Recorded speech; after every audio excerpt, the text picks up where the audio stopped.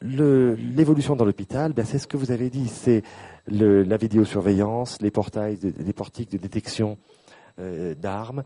C'est également une logique expertale qui tend à prendre de l'importance et qui parfois prend le pas sur la logique clinique. Je vais vous donner un exemple qui m'a tout à fait glacé, et un exemple direct, vécu, récent. Je soigne dans le service où je travaille un patient qui est un grand délirant et qui est jeune, il a 35 ans, mais c'est le seul patient pour qui je ne vois aucune alternative à l'hospitalisation psychiatrique. Il est en hospitalisation d'office depuis une dizaine d'années pour des faits, une dangerosité, qui est, on le suppose capable de violence et on le sait capable de transgressions sexuelles qui n'ont jamais pris un caractère gravissime, mais il a fait des fellations à des patients, à d'autres patients, des choses comme ça, et il a fait craindre quand même à certains moments que ces violences sexuelles pourraient, que ces abus sexuels pourraient s'associer à des violences tout à fait sadiques. Alors, il a passé quelques années en UMD, il est revenu dans le service, on le surveille comme le lait sur le feu, mais en même temps, on a réussi à nouer avec lui un vrai lien, et on le connaît, on sait à peu près comment il fonctionne. Je dirais que c'est vraiment un patient dont j'ai eu très peur à une époque, mais dont je n'ai plus peur, et que je prétends connaître. Un lundi matin, jour où il y avait un certificat mensuel à produire, j'arrive dans mon bureau, il arrive sur mes talons, et il me dit, oh là là, vous avez entendu, ils vont créer un hôpital un service pour les pédophiles au Vinatier. Il paraît qu'il y aura 2 infirmiers par malade. Alors, j'arrivais, c'était le lundi, ça allait comme un lundi.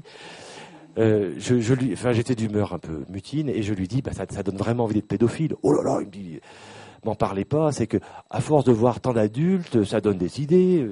Alors, il part dans un grand discours complètement délirant, très très pseudologique. Enfin bon, sur le fait qu'il pourrait être pédophile. Il n'a jamais eu un geste en direction d'un enfant.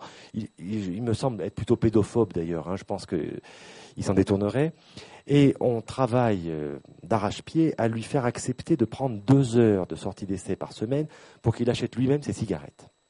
Je fais le certificat mensuel et naïvement, ne voulant pas faire un copier-coller, je mets le mot préoccupation délirante pédophilique dans l'énoncé de mon certificat, mais tout en précisant bien que pour autant, ce patient, l'état clinique de ce patient, restait compatible avec la possibilité de sortie 2 heures par semaine. Résultat immédiat, la préfecture refuse la sortie d'essai mais maintient l'hospitalisation d'office. Autrement dit, paradoxe total, en tant que clinicien, je suis crédible quand je le maintiens en HO, mais je ne suis pas crédible quand je dis qu'il est suffisamment peu dangereux pour pouvoir sortir 2 heures. La situation a été débloquée parce que je me suis dit c'est pas la peine de faire la guerre, on va attendre la fois prochaine. Et la fois prochaine, très habilement, je fais un certificat disant il n'a plus de préoccupation pédophilique. Donc naturellement, le résultat c'est que les sorties d'essai sont toujours refusées. Il y a le mot pédophilie dans le certificat, mais le 3e mois, enfin, je peux mettre qu'il va très bien, il délire normalement, et voilà. Donc, qui peut sortir de 2 heures par semaine, et la nomination d'un expert. Bon, je trouve que l'expert, c'est quelqu'un que je connais, avec qui j'ai beaucoup travaillé, qui est venu et qui a fait le boulot qui a fait mon boulot, en gros. Hein. Mais il connaît pas le patient, il le voit 2 heures, et voilà, c'est lui qu'on va croire sur ce truc-là. C'est quand même une évolution qui est de plus en plus perceptible à travers en particulier la pratique de l'hospitalisation d'office judiciaire qui suppose 2 expertises concordantes pour qu'on puisse faire sortir le patient.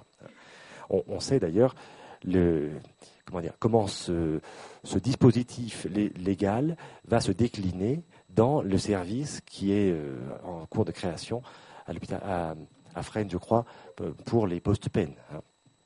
Voilà.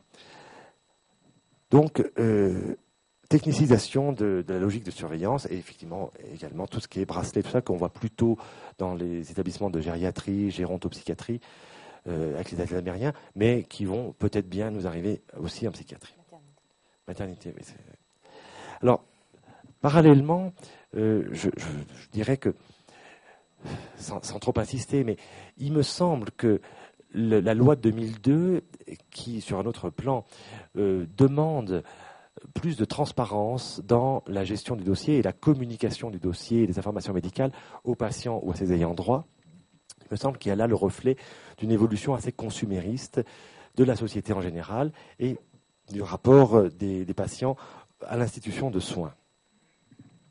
Alors, c'est assez général par ailleurs. Je pense que dans ce mouvement-là, il faut mettre l'hémovigilance, la matériovigilance, la pharmacovigilance, enfin toutes les vigilances qui se diversifient et qui se technicisent, elles aussi beaucoup.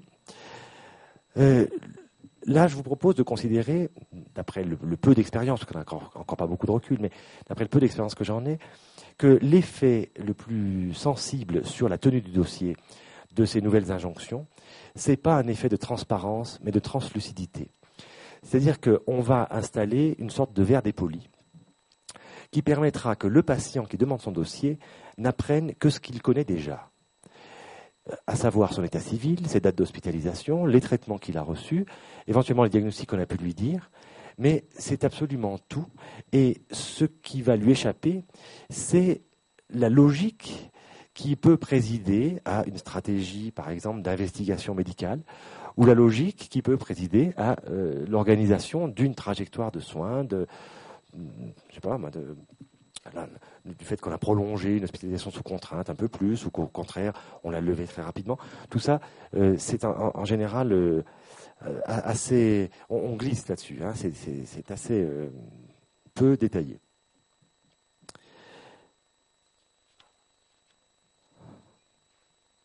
Je pense par ailleurs que ce n'est pas un gain pour le patient, mais ça c'est difficile à démontrer. Je ne pense pas que les patients tirent un réel bénéfice de la lecture de leur dossier par rapport au dialogue avec le médecin. Alors bon, sauf si on a affaire à un médecin autiste, je sais que ça peut arriver. Enfin, en général, la médecine est de plus en plus auto-hospitalière, de plus en plus interdisciplinaire, pluridisciplinaire, et je pense qu'il y a toujours un interlocuteur dans le système qu'on peut solliciter pour essayer d'en savoir un peu plus.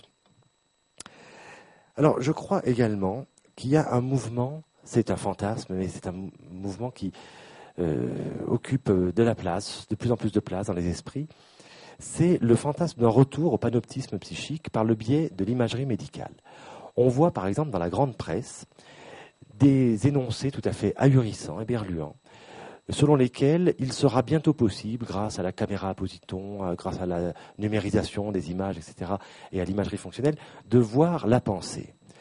Ce qu'on voit pour l'instant, c'est le travail du cerveau et la zone qui travaille lorsqu'on commande un mouvement ou lorsqu'on pense à une action ou lorsqu'on rappelle un souvenir. Bon, bien évidemment, le contenu du souvenir, l'atmosphère affective, etc., ça échappe et ça échappera toujours. Dans le précis de médecine imaginaire que vous avez bien voulu citer, je donne la métaphore du piano et de la musique. Le cerveau, c'est le piano, la musique, c'est le psychisme. Il est bien évident qu'on peut désosser tant de pianos qu'on veut, on ne trouvera aucune sonate de Beethoven dedans. C'est tout à fait évident. Mais pour autant, je crois que c'est quelque chose qui existe et qui est en train de prendre une certaine importance. Le fait qu'on pourrait tout savoir. Alors il n'y a pas que l'imagerie, il y a également tout savoir et tout prévoir. Il y a également la psychométrie et toutes ces échelles de prédiction qui sont, pour certaines, assez inquiétantes. Autant je dirais que ce qui est prédiction du suicide, prédiction de la violence, bon, on peut comprendre, on peut les utiliser avec des nuances. Il y a des domaines beaucoup plus compliqués. Par exemple, la prédiction de la schizophrénie, de l'évolution schizophrénique par rapport à des tests de vulnérabilité à la schizophrénie. Alors, ces tests de vulnérabilité, je ne dis pas qu'ils ne sont pas fiables, mais quand même, ils posent problème parce qu'on va passer toute une tranche d'âge, mettons à 15 ans, à 14, 15, 16 ans, au crible de ces tests, et on va avoir un propos prédictif sur qui est à risque de devenir schizophrène, avec comme corollaire une proposition thérapeutique qui est de donner des neuroleptiques, enfin des antipsychotiques, puisqu'on parle maintenant comme ça, avant même l'apparition des symptômes. Alors, bien évidemment, le choix éthique est cornélien, parce que ce que nous disent les promoteurs de ce type d'approche, c'est qu'on donne des chances aux patients d'éviter l'évolution schizophrénique. Mais, bien évidemment, en même temps, on peut craindre que sur un plan, je dirais, de masse, sur un plan statistique, on empêche les adolescents d'être adolescents, tout simplement, et d'avoir des positions qui sont des positions un peu dérangeantes, un peu dangereuses, un peu inquiétantes pour les adultes, mais qui ont cette fonction-là, de mise en éveil, de mise en alerte du psychisme parental ou éducatif. Alors, il y a en filigrane de ça un retour, je crois, à un mode de pensée qu'on appelait l'inéisme et qui a en psychiatrie, en criminologie, une figure tout à fait glaçante, c'est Lombroso. Je dis glaçante parce que Lombroso, c'était un homme de progrès, c'était un socialiste, il voulait le bien de l'humanité, et il voulait sortir le raisonnement scientifique de tout relent théocratique, de toute référence transcendantale. Et c'est lui qui a été l'artisan d'une proposition selon laquelle on naîtrait, on naîtrait criminel, ou on naîtrait prostitué d'ailleurs. Enfin, il a écrit un autre livre sur la femme prostituée. Et qu'il suffirait, d'une certaine manière, de détecter à la naissance les futurs criminels, les futurs prostituées, pour pouvoir prévenir le crime, bon, éventuellement en les tuant. Ça serait une possibilité assez radicale.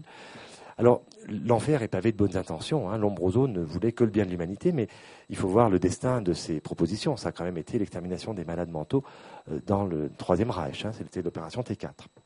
Alors, d'une part, il y a le retour de cet inéisme et de vieux fantômes tout à fait inquiétants. D'autre part, je terminerai sur une sorte de fait divers, mais qui engage un petit peu cette question-là, et que je trouve très éloquent, sur la prédiction. Il y a quelques années, vous vous souvenez de cet adjudant Lachanal, qui a été, sur lequel pesait une forte présomption de culpabilité dans un certain nombre de meurtres, les disparus de Mourmelon, si je me souviens bien. Cet adjudant Lachanal, une fois qu'il a été prévenu, mis en examen et qui a eu la procédure, il a dit je ne veux pas aller à mon procès, je me suiciderai avant mon procès. Il a donc été placé dans un service de médecine pénitentiaire, dans une chambre vitrée, sous la surveillance permanente, nuit et jour, de 2 gendarmes, et je crois qu'il était attaché sur son lit, et il était fouillé, et la chambre était organisée de telle manière qu'il ne pouvait pas avoir d'instrument de suicide, de manière à ce qu'on soit sûr qu'il puisse comparaître. Et la veille du procès, de la date du procès, il a sorti d'entre son dentier et son palais une lame de rasoir, et en un instant, il s'est ouvert une artère fémorale, vraiment sous l'œil de ses surveillants, qui n'ont pas pu intervenir, et il est mort. Il a effectivement réussi à mettre son intention en pratique. Alors, ça nous invite à considérer, c'est une sorte de loupe énorme, de fort grossissement, mais sur le fait que c'est pas de connaître l'intention même qui permet de prévenir. On ne peut pas tout prévenir, on ne peut pas tout savoir, et il faut absolument renoncer à ce fantasme-là, qui est probablement le fantasme organisateur principal de toute cette application très forte, trop forte probablement, de la surveillance actuellement dans nos hôpitaux psychiatriques. Voilà, je vous remercie.